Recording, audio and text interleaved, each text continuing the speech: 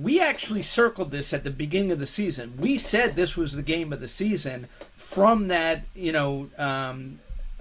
media day.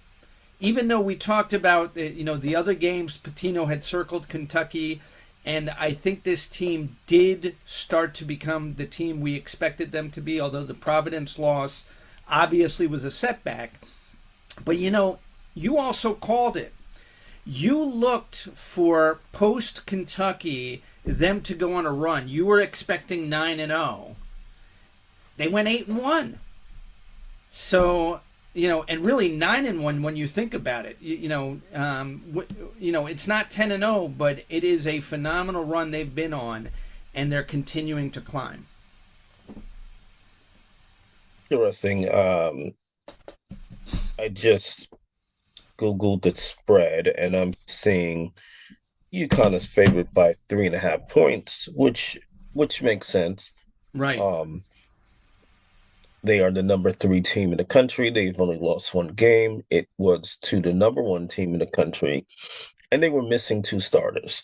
Um, and though it's on paper a home game, UConn's been good all season.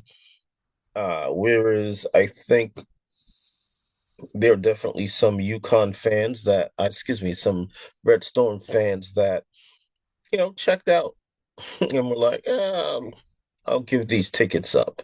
And Oh, now you they had want the to you had the negative Nellies just be flood the market. absolutely. And they're like, hey, let me make this money up for these UConn fans. I get it. I laugh because a couple of years ago the Knicks were in the playoffs against the Philadelphia 76ers and it sounded like MSG South. So I get it. And some cocky UConn fans like to call MSG Store South. Um, so I get it. I get um, if you are a uh, season ticket holder for the St. John's Red Storm and gave up hope and said, you know what, let me make some money.